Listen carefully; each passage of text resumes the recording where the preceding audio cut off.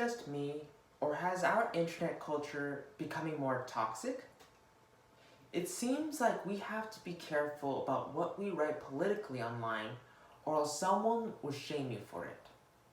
This political shaming is called cancel culture. According to Aja Romana from Vox News, December 2019, cancel culture rose about 5 years ago, and it was an idea of canceling someone who has becoming polarizing topics of debate as a familiar pattern has emerged. There are many victims facing persecution from cancel culture, and some of these victims are Tilda Swinton, Scarlett Johansson, and Felix Kjellberg, also known as PewDiePie. Cancel culture is a cancer and should definitely be eradicated from the internet culture. Tilda Swinton is a brilliant actress, starring as the angel Gabriel from Constantine and the Ancient One in Doctor Strange. Despite her brilliant performance, there was a loud group of fans criticizing her for whitewashing a character. For context, in the Marvel comics, Doctor Strange was tutored by a Tibetan male monk named the Ancient One, who played a dominant role in helping Doctor Strange become the guardian of the Time Stone. However, in 2016 live-action movie, that old Tibetan monk was changed into a white female monk. Fans criticized Tilda Swinton for being racist and whitewashing a character that was supposed to be Asian. According to Jen Yamato from Daily News, July 21, 2017, the director of Doctor Strange argued, "We were going to have an Ancient One as, a Fu Manchu magical Asian on the hill being the mentor to the white hero. I knew that we had a long way to go to get away from that stereotype and cliche."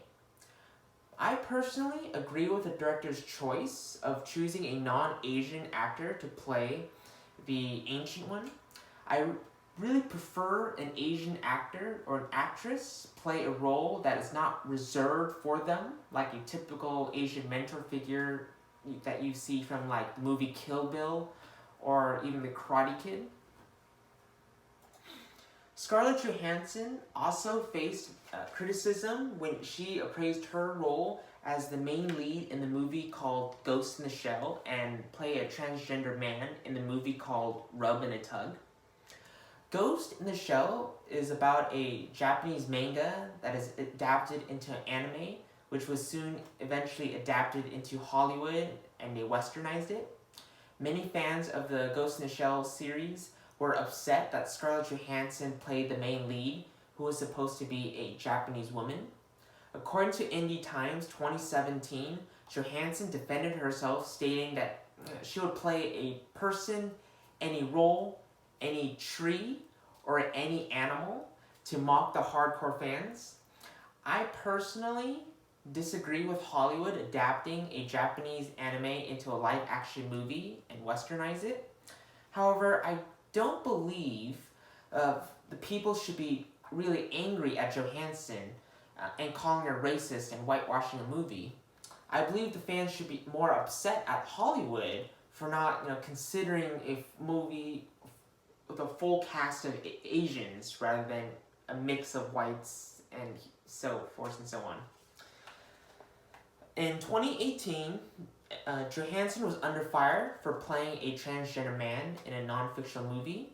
The LGBTQ community was angry at her that a cis actress was playing a transgender role.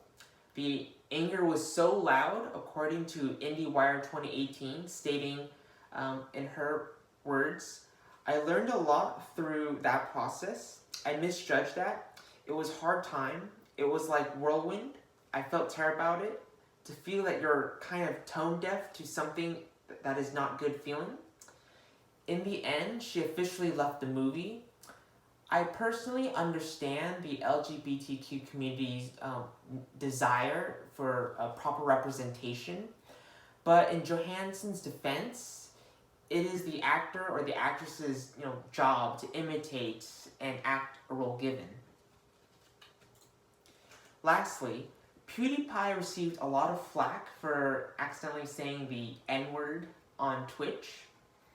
One word really changed his life in my perspective because the media and his haters called him a racist, a Nazi, and a far-right extremist. The Verge wrote a piece calling PewDiePie a white supremacist for liking a video and commenting it positively on his channel. Unknowingly from PewDiePie, that YouTuber made a video in the past involving Hitler. The Verge and other media brand that YouTuber as a Nazi, and they associate PewDiePie because of that as a Nazi. The video that PewDiePie liked was just a catchy music video with anime in it. So, like, The Verge from December 18, 2018 mentioned PewDiePie's shout-out that YouTuber received 15,000 new subscribers, or in this case, 15,000 more viewers, some of whom may be extremely young, tuning into anti-Semitic and hateful content. I would not personally recommend reading any of these news outlets' pieces, as it's pretty much slander at this point. It is very clear the news media are trying to get PewDiePie off YouTube, and they try to brand him as some sort of far-right conservative, a racist, and even a Nazi. With these three examples, you can see how cancel culture can be very obnoxious. Even former President Barack Obama, according to Ross James from Daily Beast, stated that cancel culture is not activism. The world is messy, there are ambiguities, people who do really good stuff have flaws. The ambiguity of the internet really emboldened users to become loud and malicious. They tend to follow sources that align with their beliefs, and they publicly criticize the actors, actresses, and YouTubers that don't align with their politics. In conclusion, cancel culture is not the correct way to express disagreement towards celebrities. Proper dialogue between both parties should be the path forward, and we should all take and make the internet great again. Thank you.